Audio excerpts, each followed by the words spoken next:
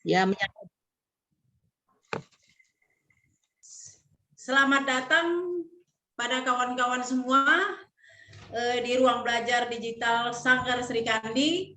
Nah, Sanggar Sri Kandi ini kita bentuk adalah untuk ruang belajar, ruang share pengetahuan khusus bagi kita perempuan. Gitu sih niat awalnya ya kan. Tapi ya mudah-mudahan kawan-kawan kita semua itu akan ikut berpartisipasi dalam membesarkan ruang belajar digital Sanggar Sri Kandi ini. Kenapa kita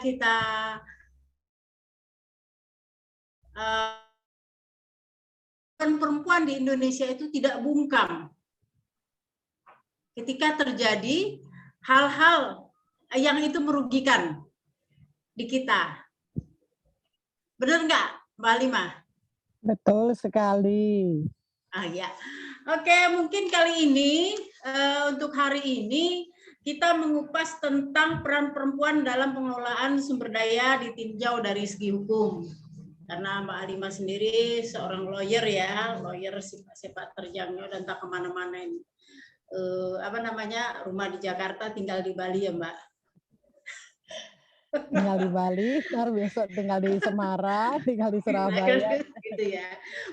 Jadi nomaden akhirnya. Pokoknya Indonesia dalam genggaman ya.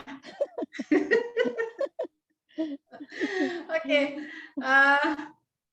Dalam pengelolaan sumber daya alam, perempuan biasanya terlibat sebagai pelaksana dari keputusan yang dibuat oleh laki-laki. Mereka tidak terlibat dalam perencanaan.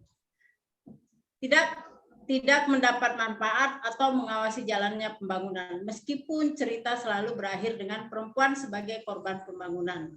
Malahan perempuan juga harus terlibat dalam pengelolaan sumber daya alam pada segala tingkatan. Perempuan juga bekerja lebih keras daripada laki-laki. Nah, keterwakilan perempuan pada tingkat lokal untuk mempertanyakan bernegosiasi tentang pengelolaan sumber daya alam, bila pemerintah ingin mendatangkan investor di daerah, negosiasi itu selalu tidak melibatkan perempuan. Begitu toh Mbak? Ya, betul. Atau salah mungkin aku? Iya, betul.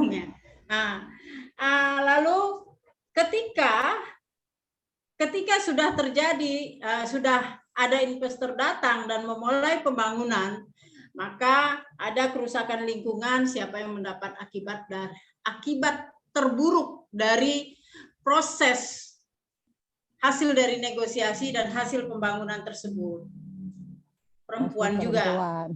Nah, sementara perempuan sendiri sejak zaman dahulu kala itu dia itu memiliki hubungan erat dengan lingkungan, hutan, pepohonan, dan mereka itu menghargai hutan itu sebagai sumber untuk memenuhi kebutuhan dasar rumah tangga. Sementara pihak laki-laki lebih menghargai hutan dari segi komersilnya. Kenapa? Memang negosiasi untuk deforestasi itu sering perempuan itu tidak dilibatkan. Nah, apakah ini bagian dari diskriminasi terhadap perempuan? Nah, jika itu bagian dari diskriminasi perempuan terhadap perempuan, lalu bagaimana negara sendiri sudah menandatangani meratifikasi tentang penghapusan kekerasan terhadap perempuan. Nah, kalau dari Mbak Halimah sendiri memandang itu seperti apa? Ya. Bagaimanakah peran negara sudah paskah? Kalau seandainya sudah pas, di mana pasnya? Kalau seandainya belum, lalu apa yang harus dipaskan gitu? Silakan Mbak Halimah. Oke, Mbak Sumi, terima kasih. Benar apa yang disampaikan Mbak Sumi bahwa seluruh pengelolaan sumber daya alam ya, itu semua pasti pengambilan keputusan itu adalah laki-laki. Kenapa laki-laki? Itu karena desain sudah mulai kita melihat di contoh sampel aja ya, di kartu keluarga, itu kepala keluarganya pasti laki-laki, yaitu adalah suami. Kecuali kalau dia tidak punya suami atau janda, baru kepala keluarganya perempuan. Baru perempuan inilah yang kemudian dilibatkan, ikut terlibat dalam musyawarah mulai dari level RT, RW. Kalau di desa misalnya ada dusun gitu ya, sampai ke kelurahan, sampai ke atas, itu semuanya laki-laki. Nah, persoalan inilah sebenarnya persoalan mendasar bahwa dianggap karena laki-laki itu sebagai kepala keluarga, maka dialah yang berhak mengambil keputusan. Di mana perempuan, walaupun ada kita sudah meratifikasi penghapusan kekerasan terhadap perempuan, implementasinya, apalagi di dalam undang-undang, apakah itu undang-undang pengelolaan lingkungan hidup, undang-undang sumber daya alam keanekaragaman hayati, atau undang-undang kehutanan, tidak ada satu pasal pun yang mengadopsi bahwa pelibatan perempuan itu adalah sangat penting. Karena seluruh proses itu sebenarnya adalah perempuan yang terlibat, seharusnya mulai dari perencanaan. Kalau tadi bicara investasi atau investor, seharusnya mulai dari perencanaan sampai ke tahap evaluasi, itu perempuan harusnya dilibatkan. Tetapi itu tidak akan terjadi karena memang sistem hukum kita mengatur bahwa itu tadi yang berhak mewakili, walaupun tidak ada tertulis yang menyebutkan, yang berhak mewakili dalam rapat-rapat itu adalah laki-laki sebagai kepala keluarga, kecuali kepala keluarga tersebut, dalam hal ini suami, memberi ruang kepada istrinya. Dengan kata lain, istrinya yang kemudian disuruh terlibat. Tetapi sebenarnya ruang ini bisa kita ambil dengan adanya Undang-Undang Otonomi Daerah. Di sana disebutkan bahwa perempuan harus terlibat dalam pengambilan keputusan mulai dari level terbawah RT sampai kemudian level ke atas, 30% pelibatan perempuan. Akan tetapi sayangnya pelaksanaan tersebut hanya melibatkan perwakilan dari organisasi-organisasi perempuan, misalnya PKK, atau yang sudah terdaftar. Jadi bagi perempuan yang dia walaupun terlibat di desa tapi dia tidak masuk dalam organisasi, dia tidak bisa masuk dalam pengambilan keputusan di dalam musyawarah tersebut. Nah, kenapa kita melihat hampir semua ya terkait dengan pengelolaan lingkungan atau sumber daya alam dalam prakteknya ya, selama saya menangani kasus lingkungan di Walhi, itu tidak pernah ada pelibatan perempuan, kecuali kita mendorong bahwa perempuan harus terlibat. Karena bagaimanapun seperti yang disampaikan Mbak Sumi tadi, apabila terjadi kerusakan lingkungan, maka perempuanlah yang paling terkena dampak. Nah, di mana salahnya tadi? Apakah ini benar atau salah? Kalau bicara benar salah, harus merombak seluruh sistem hukum yang ada. Karena hanya menyangkut, kalau kita melihat ya, banyak undang-undang. Hanya menyangkut undang-undang partai politik. Itu juga karena didorong oleh aktivis perempuan, pelibatan 30% perempuan untuk duduk di level organisasi partai politik, kemudian duduk di di parlemen. Tetapi pelaksanaannya kita bisa melihat belum sampai memenuhi 30% kuota perempuan. Itu baru di level legislatif ya. Partai politik. Partai politik dia wajib 30%. Tapi hanya di level partai politik yang mereka bukan untuk pengambil keputusan. Tetapi kalau di level legislatif, di mana kebijakan itu atau undang-undang itu dibuat di level legislatif dan eksekutif. Itu hampir tidak mencapai 30% perempuan. Nah, bagaimana kita mau merubah sistem hukum yang ada apabila tidak mencapai 30%? Nah, inilah perlunya perjuangan kita bersama para perempuan agar terlibat dan mendorong bahwa setiap warga negara, sebagaimana ya amanat konstitusi Undang-Undang Dasar 1945 menyebutkan bahwa setiap warga negara mempunyai hak yang sama kedudukannya di dalam hukum. Nah, pasal ini sebenarnya bisa kita gunakan untuk mendorong pelestarian lingkungan. Kenapa? Karena sampai saat ini kita melihat kerusakan lingkungan, kalau misalnya Mbak Sumi saat ini melakukan advokasi perubahan iklim, itu semua karena tadi pengambilan keputusan yang mayoritas adalah laki-laki yang tidak pernah memikirkan dampak keputusan yang mereka ambil akan berdampak kepada perempuan, apalagi kelompok rentan. Nah, sehingga menurut saya memang apalagi dengan setelah putusan MK tentang Undang-Undang Cipta Kerja yang menyebutkan salah satunya juga di dalamnya ada Undang-Undang Pengelolaan Lingkungan Hidup, ada Undang-Undang Sumber Daya Alam, Undang-Undang Minerba, Sumber Daya Air, ada di dalamnya semua. Dan itu di dalam putusan MK itu disebut bahwa Undang-Undang Cipta Kerja itu adalah inkonstitusional. Pertanyaannya sekarang sampai saat ini para ahli hukum masih berdebat, kemudian undang-undang mana yang akan berlaku? Kalau Undang-Undang Cipta Kerja yang dianggap tadinya memasukkan seluruh undang-undang di dalamnya, kemudian dianggap tidak sah. Ada ahli hukum yang menyebut bahwa ya yang berlaku undang-undang lama. Ada yang menyebut bahwa terjadi kekosongan hukum di dalam seluruh undang-undang yang ada di dalam Undang-Undang Cipta Kerja.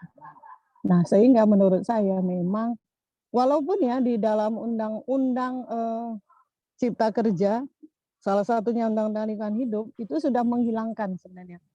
Jangankan peran masyarakat ya, peran organisasi lingkungan sudah dianggap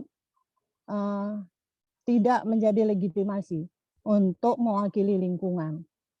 Nah, saya sempat diskusi juga di Walhi bahwa kedepannya organisasi-organisasi lingkungan akan menjadi persoalan ketika dia mengadvokasi dan memperjuangkan hak-hak lingkungan terhadap warga yang terkena dampak kerusakan lingkungan karena tidak lagi ada payung hukum untuk memberi ruang kepada organisasi-organisasi lingkungan agar mewakili lingkungan, bukan mewakili masyarakat, kan beda.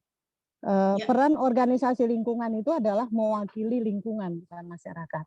Nah, ini saya kira yang harus kita dorong adalah walaupun itu ada kelemahan di dalam undang-undang, tetapi kita memegang konstitusi yang memberi ruang setiap orang, jadi setiap warga negara tanpa pengecualian, baik laki-laki maupun perempuan, mempunyai hak yang sama di hadapan hukum.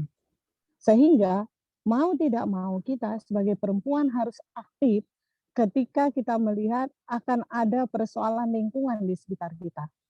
Dan kita bisa meminta yang pengambil keputusan, apakah itu ketua RT, RW, atau lurah, untuk diajak diskusi. Jadi perempuan yang harus aktif terlibat. Kalau tidak, maka kerusakan lingkungan ini tidak akan pernah bisa kembali seperti semula karena tidak akan ada implikasi yang kuat untuk mendorong agar dilakukan pelestarian lingkungan. Itu sih pemantik diskusinya itu sih Mbak Sum menurut saya.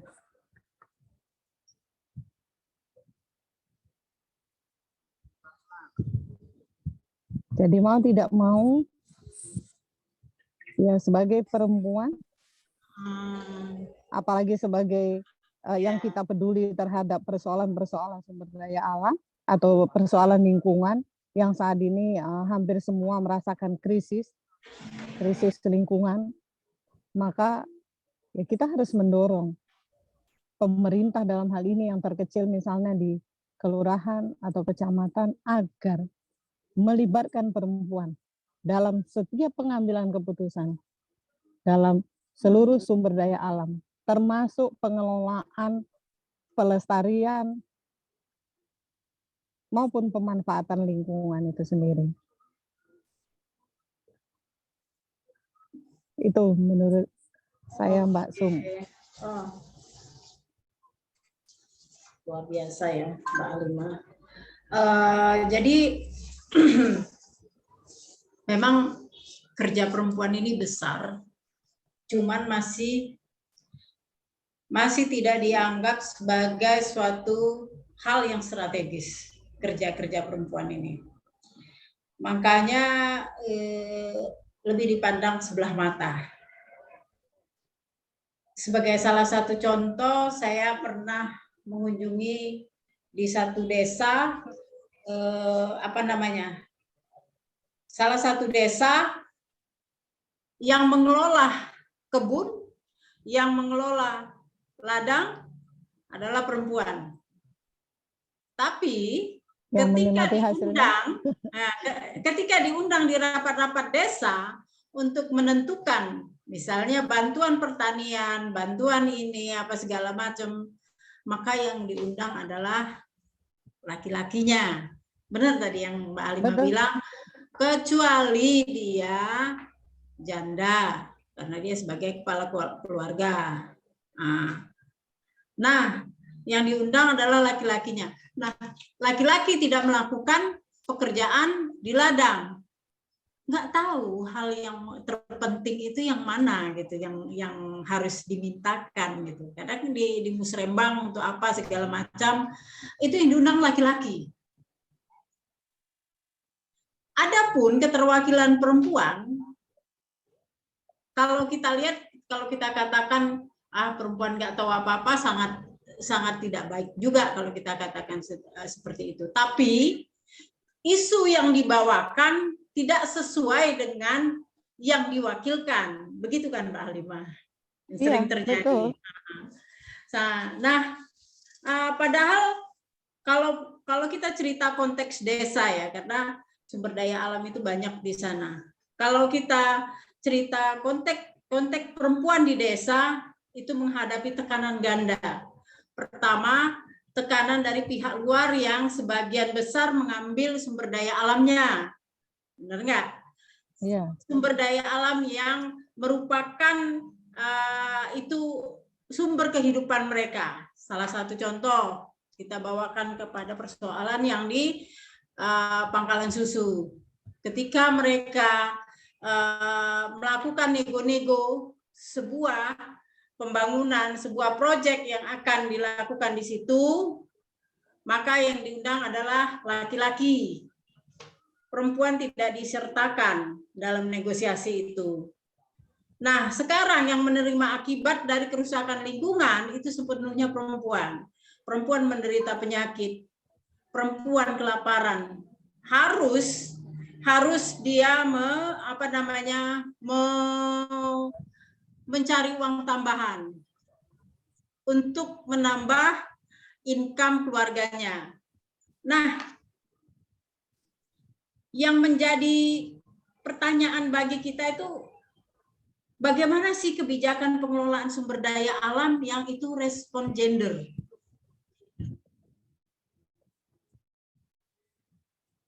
Lalu apa saja partisipasi perempuan dalam mengelola sumber daya alam di lingkungan hidup ini? Itu tadi udah ya? Sudah, Mbak. Bagaimana maksud saya bagaimana caranya mengintegrasikan sumber daya alam dalam gerakan sosial lainnya. Misalnya gini, ini kan gini, kita organisasi sosial, organisasi perempuan khusus sosial gitu ya kan. Tapi sangat tidak mau memasukkan isu-isu sumber daya alam gitu. Bagaimana isu-isu sumber daya alam ini diintegrasikan antara gerakan sosial perempuan itu masuk, karena sekarang ini bicara tentang sumber daya alam, bicara tentang lingkungan itu lebih dikuasai oleh oleh laki-laki. Nah, bagaimana peran perempuan di situ gitu? Nah, mungkin Mbak Halimah sendiri bisa memberikan pencerahan tentang hal tersebut gitu loh. Jadi caranya mengintegrasikan antara gerakan sosial lainnya dengan gerakan sumber daya alam kita ini gitu. Ya. Paling tidak welcome gitu ya. Iya. Bagaimana mengintegrasikan sebenarnya adalah goodwill dari masing-masing. Biasanya para aktivis kan juga punya punya ego masing-masing kan, bahwa mereka hanya fokus tentang satu isu aja gitu.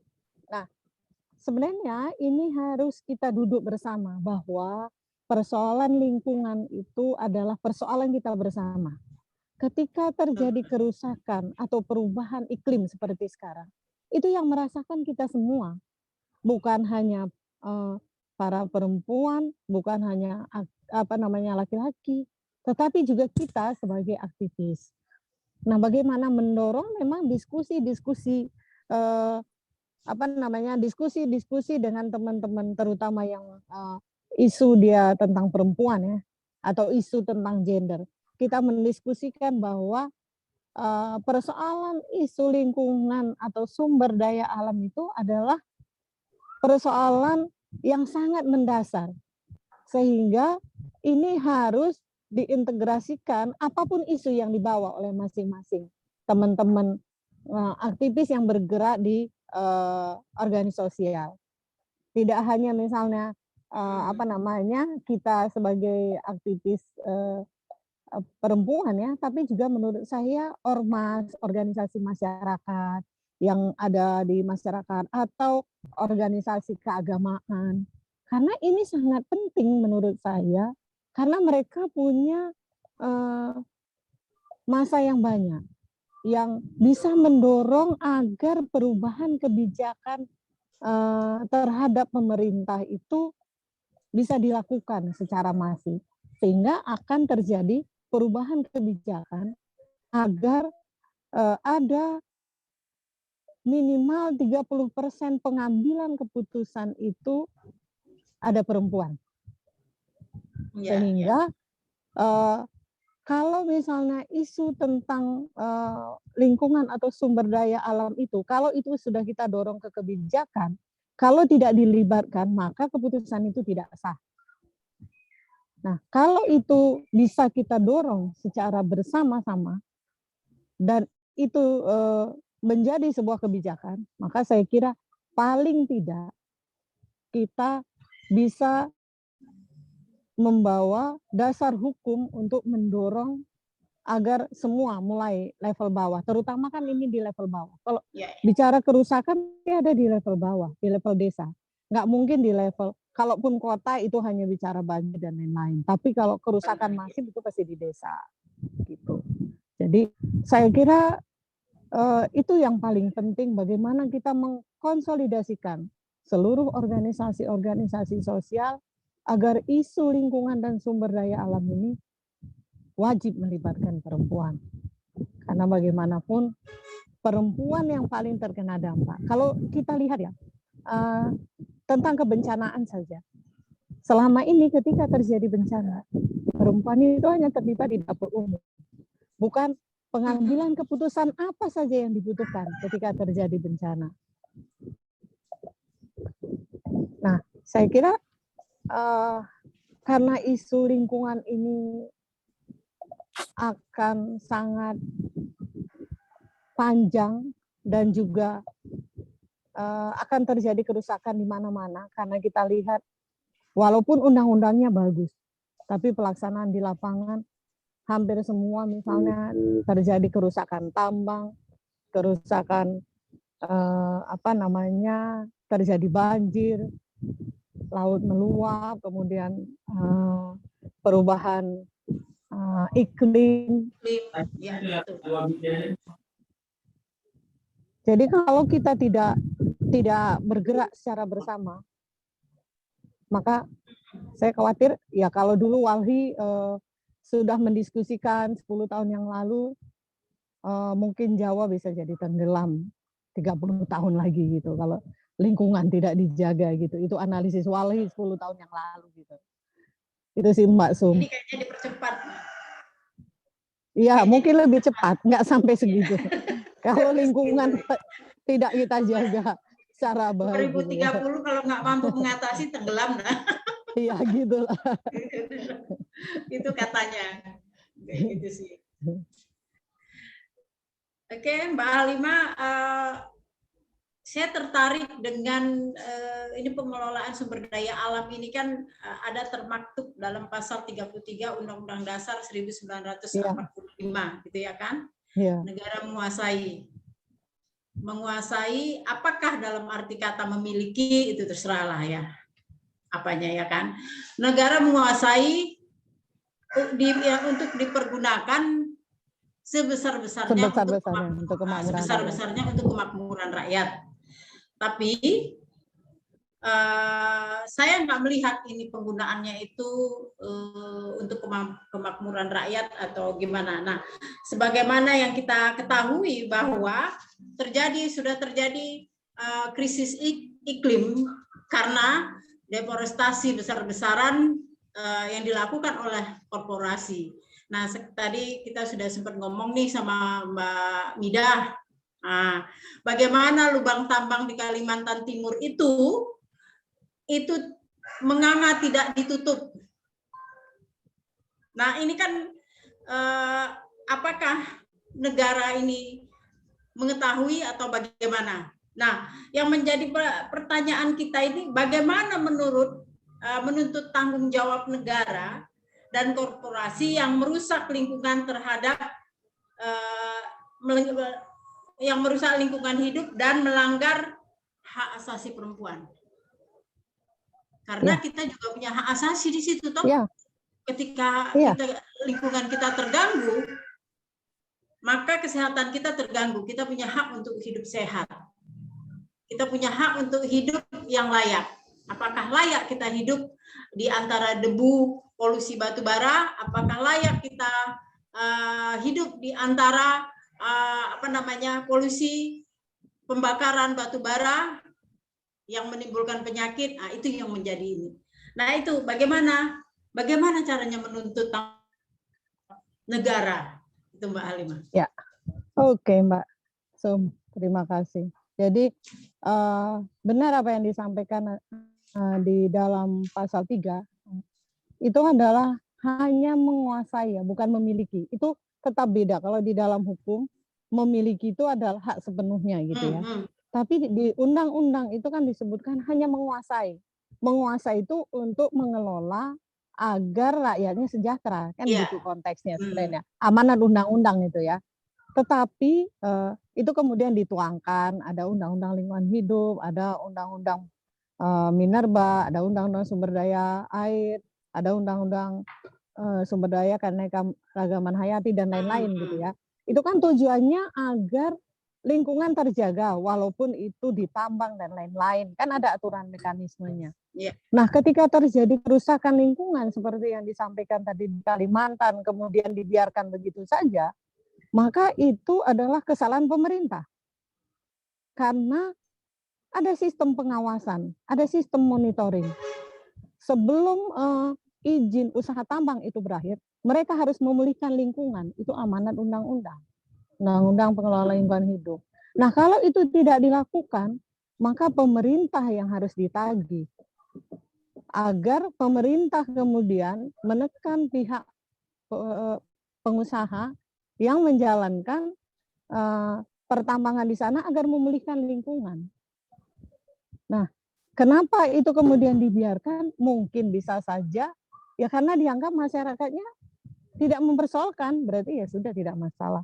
Biasanya gitu kan pemerintah. Ya, Kalau rakyatnya kemudian tidak mendorong agar apa namanya, agar itu dikembalikan, dipulihkan, maka ya seolah-olah pemerintah tutup mata hal itu. Nah, apa yang dilakukan selain itu adalah masyarakat di sekitar terjadinya pertambangan karena adanya polusi bisa melakukan gugatan.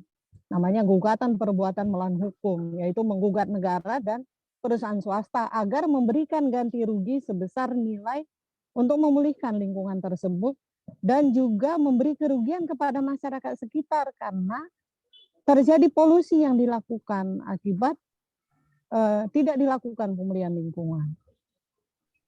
Itu yang bisa dilakukan oleh masyarakat. Oke, kalau Gitu, misalnya Mbak seandainya Mbak Alima, kalau seandainya melakukan apa namanya kampanye bersama terhadap apa namanya untuk pengelolaan sumber daya alam, mungkin organisasi perempuan masih agak ini gitu ya kan. Bagaimana kita menyuarakan bersama bahwa pengelolaan sumber daya alam yang ramah lingkungan itu adalah bagian dari hak perempuan. Ya. Bagaimana coba karena kampanye betul gitu? Iya Mbak, karena selama ini kan taunya itu tadi lingkungan itu adalah milik laki-laki gitu ya, dalam artian luas gitu kan. Nah, bagaimana kita kampanye bersama, saya pikir kita bisa lakukan dari Sabang sampai Maroko, pasti harus ada penggerak perempuan kan, untuk mengkampanyekan secara bersama bahwa lingkungan yang sehat adalah bagian dari hak asasi perempuan. Nah, kalau itu kita kampanye secara bersama gitu ya, dari satu orang ke satu lain, atau kita kampanye di media sosial, terus bagaimana kerusakan lingkungan ini berdampak. Salah satu misalnya contoh kita kasih testimoni, dan itu dampak perempuan, nggak cuma ada di Kalimantan, tapi ada di seluruh Nusantara gitu ya, seluruh Indonesia gitu. Nah, saya pikir kalau kita melakukan kampanye ini dan itu dilakukan terus-menerus, itu akan menjadi isu yang serius menurut saya. Bagaimana hak mendapatkan hidup sehat itu juga merupakan hak asasi perempuan.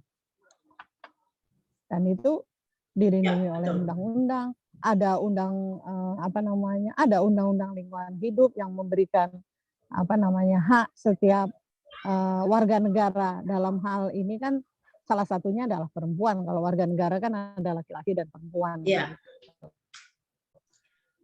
Yang harus mendapatkan hidup sehat, dan itu adalah kewajiban negara. Dalam hal ini adalah pemerintah selaku pelaksana. Nah, saya kira menarik itu kalau kita kampanye bersama gitu ya. Bagaimana mengkampanyekan lingkungan hidup yang sehat adalah merupakan hak asasi perempuan. Itu isu cukup menarik menurut saya, Mbak. Iya, benar. Jadi kan kekerasan seksual juga isu menarik, tapi ketika kita dihadapkan pada lingkungan yang tidak sehat juga merupakan kekerasan kepada kita, pada masyarakat. Yang terutama itu yang dihadapi oleh perempuan dan anak, itu pasti. Ya kan? Nah, kita mungkin kembali ke ini ya, pengelolaan sumber daya alam. Perempuan sangat erat dengan pertanian, pengelolaan pertanian dan lain sebagainya. Nah, dalam konteks ketahanan pangan, kan gitu. Dalam konteks ketahanan pangan sekarang ini pemerintah kita ini membentuk food estate, kan begitu ya kan, untuk konteks ketahanan pangan.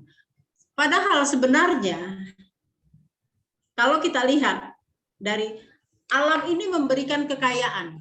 Ketika alam itu baik, bagus, terjaga keseimbangannya, maka alam memberikan kekayaan. pasti kita nggak kelaparan. Pasti pangan Betul kita sekali. tidak kekurangan. Tidak Tapi berekspor. ketika alam ini rusak, ketika alam ini rusak, maka kita pasti akan kekurangan pangan. Karena pasti panen gagal dan lain sebagainya. Nah, yang menjadi kebijakan pemerintah kita justru membentuk port estate. Port estate itu akan akan menghabisi petani-petani perempuan tradisional. Lalu akan membabat habis sekian ribu hutan. Nah, kalau seperti itu, yang berdampak kembali lagi kepada perempuan. Rusaknya alam ini diakibatkan oleh kebijakan. Jadi saya hanya mengkritisi begini. Mungkin kalau Mbak Halimah setuju ya.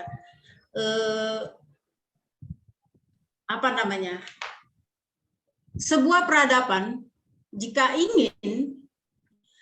ingin memang peradaban kita berkelanjutan, maka kita harus menjaga keseimbangan alam.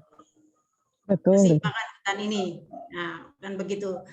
Nah, apakah ini sebuah kebijakan yang baik atau itu sebuah kebijakan yang hanya untuk menguntungkan segelintir para pengambil keputusan tanpa memikirkan masyarakat di sekelilingnya? Mungkin Mbak Halimah dari sisi apanya ya, dari sisi pandangan hukum ke perempuannya atau apa itu bagaimana itu kebijakan yang kalau aku pikir yang bertolak belakang gitu sih. Iya, betul Mbak Sum. Kebijakan yang dikeluarkan itu justru menguntungkan pihak pengusaha, bukan menguntungkan masyarakat, sebagaimana amanat undang-undang. Ya. Kenapa? Ya, seperti yang disampaikan tadi, maka semua petani tradisional akan tidak terpinggirkan. Mungkin 5 tahun ke depan sudah tidak ada gitu. Nah, kalau itu terjadi, padahal negara Indonesia yang seluas ini sampai harus ekspor beras, itu kan sangat ironi bagi kita gitu ya. Kenapa ini terjadi ya? Karena memang pengelolaannya yang tidak dilakukan sebagaimana amanat konstitusi tadi, bahwa bumi itu dikuasai untuk kemakmuran rakyat gitu loh. Tetapi kebijakan yang dikeluarkan untuk kepentingan segelintir orang gitu loh, bukan untuk masyarakat. Nah, apa yang harus kita lakukan dengan hal seperti ini? Saya kira kampanye ya, lagi-lagi ya, selain kampanye ya pastilah harus kita melakukan pelatihan, kemudian mendorong kebijakan itu agar berpihak kepada perempuan gitu ya. Walaupun mungkin udah berpuluh-puluh tahun lah teman-teman aktivis aktivis perempuan yang peduli tentang lingkungan mendorong itu, tetapi sampai saat ini justru malah semakin memperparah kebijakan yang dikeluarkan. Nah, mau tidak mau, ya bahasa saya sih restart ulang ya. Kita duduk lagi bersama untuk membahas bahwa persoalan ini sangat krusial sehingga ya kita harus bergandengan tangan untuk mendorong agar pemerintah membuat kebijakan yang berpihak kepada perempuan dan melibatkan perempuan dalam seluruh pengambilan keputusan. Kalau tidak, ya tidak akan ada suara perempuan di sana. Karena yang terlibat tadi, di awal sudah pengantarnya adalah laki-laki. Nah, laki-laki tidak akan pernah memikirkan apa kebutuhan perempuan dalam pengelolaan lingkungan. Tapi ketika terjadi kerusakan, maka perempuan yang harus terkena dampaknya. Seperti yang kita sampaikan di awal. Jadi gitu Mbak Sum, saya sepakat ya harus dilakukan kampanye besar-besaran agar lingkungan ini bisa terjaga, walaupun mungkin terjaga 10 tahun ke depan, tetapi mau tidak mau kampanye itu harus tetap dilakukan. Iya, terutama kepada kita kaum perempuan gitu ya, penyadaran kepada kita sebagai perempuan dari Sabang sampai Merauke bahwa kalau terjadi kerusakan lingkungan maka perempuan yang pertama kali terkena dampaknya. Perempuan yang akan kekerasan terhadap perempuan akan terjadi karena terjadinya kerusakan lingkungan, karena itu berdampak kepada ekonomi, sosial, gitu Mbak Sum.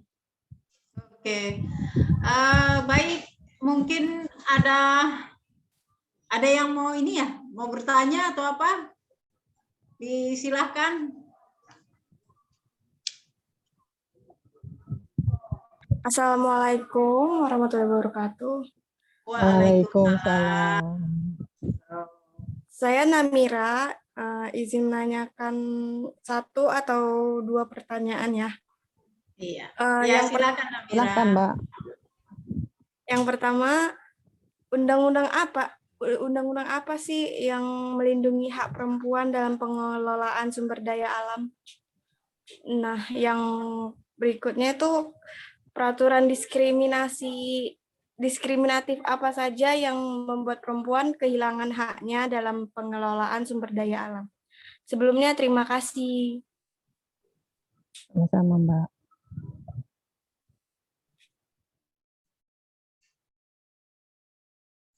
Oke Mbak Alimah, ada pertanyaan dari adik Namira, ini kader muda perempuan. Undang-undang apa yang undang-undang apa yang memayungi pengelolaan sumber daya alam gitu ya? Iya, yang melindungi hak perempuan dalam pengelolaan hak perempuan dalam pengelolaan sumber daya alam. Nah, yang kedua, peraturan diskriminasi. Apa yang membuat perempuan kehilangan haknya dalam pengelolaan sumber daya alam. Oh.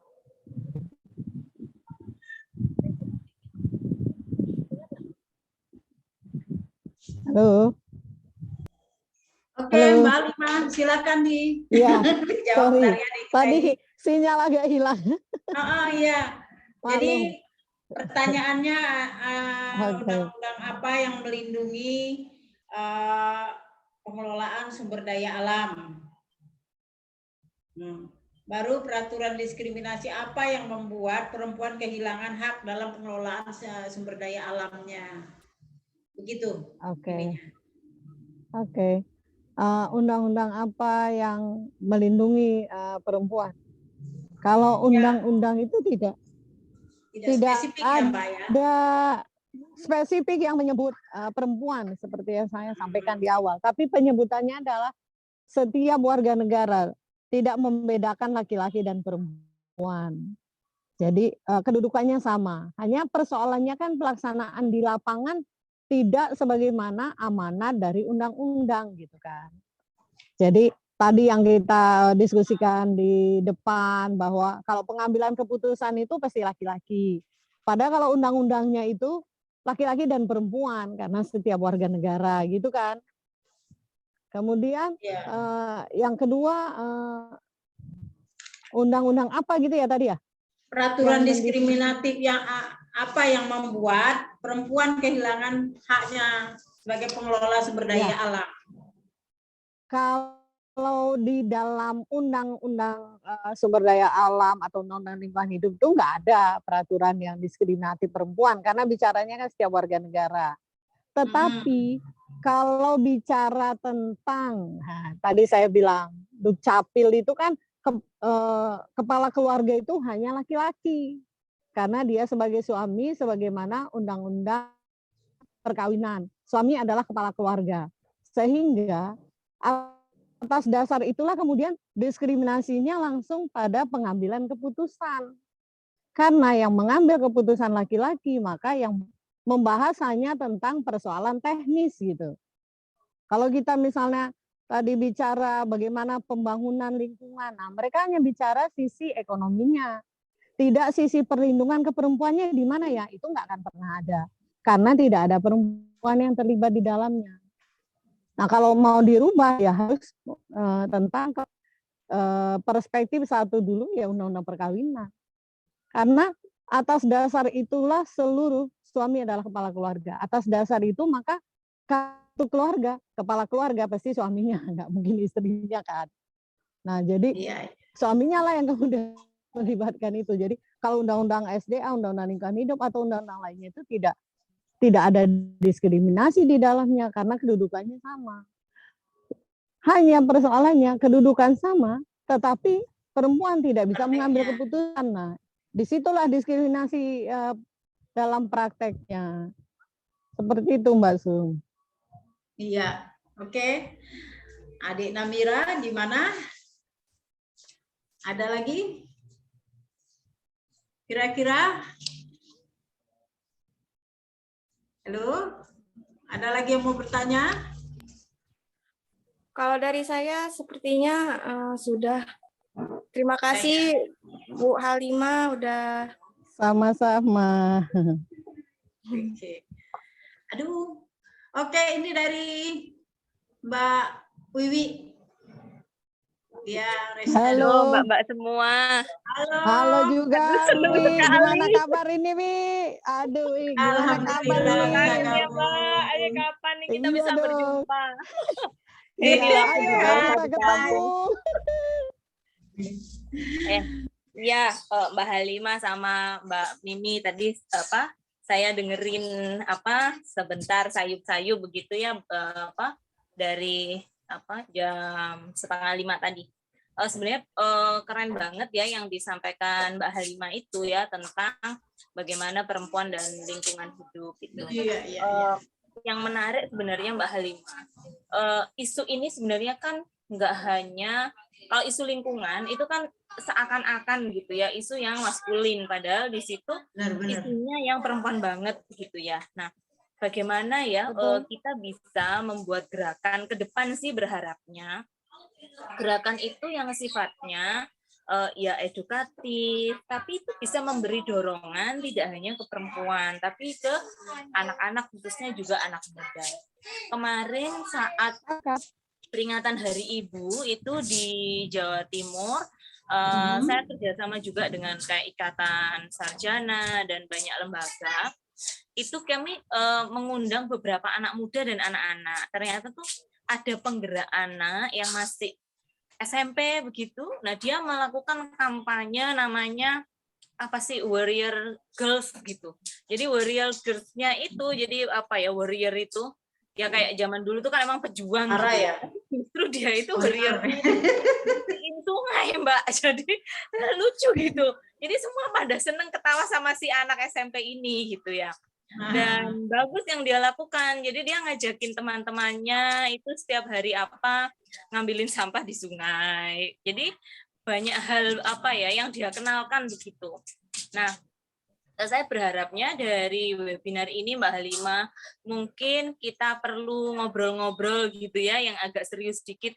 Apa sih pengalaman pengalaman kerennya ibu-ibu atau teman-teman semua itu yang bisa kita tulis, tapi tulisannya itu bukan tulisan yang membuat orang jadi takut membaca gitu loh Mbak, atau mungkin film atau apa gitu yang bisa dibuat kawan-kawan. Jadi kalau habis nonton itu mereka jadi keinget bahwa mereka ini dibutuhkan gitu loh untuk lingkungan yang berkelanjutan. Bayanganku sih kayak gitu Mbak, apakah short campaign yang bisa pakai film pendek atau mungkin gambar-gambar yang enggak ngebosenin, cerita. Nah, itu sih Mbak bayanganku ya. Atau kalau misalnya kawan-kawan punya relasi gitu dengan produser-produser film gitu ya. Kenapa sih enggak banyak cerita di TV itu loh, biar enggak sinetron terus, tapi ya cerita tentang lingkungan hidup itu kan penting gitu loh Mbak. Gimana karena ya kalau bayangin sinetron ya? itu komersial. Bagaimana ceruk yang besar dari Freeport itu kan harusnya benar-benar perusahaan yang bertanggung jawab, negara bertanggung jawab, tapi nggak ada yang ngangkat gitu. Kasus pencemaran di NTB, ikan mati sebegitu banyak, nggak ada yang ngangkat di film. Padahal itu kan luar biasa ya. Bagaimana perempuan kemudian berjuang mencari pangan dalam kondisi itu gitu. Itu sih Mbak Halimah dan Kak Mimi, terima kasih. Ya. Makasih Wi, benar apa yang disampaikan Wiwi. sasarannya memang selain yang saya sampaikan di awal adalah tadi saya juga baru menyampaikan itu bahwa kaum milenial itu memegang peranan sangat penting untuk perubahan lingkungan ke depannya. Saya sepakat itu, Wi, bahwa bagaimana membuat kampanye itu menjadi menarik dan anak-anak sekolah gitu ya. Kalau di Merapi gitu ya,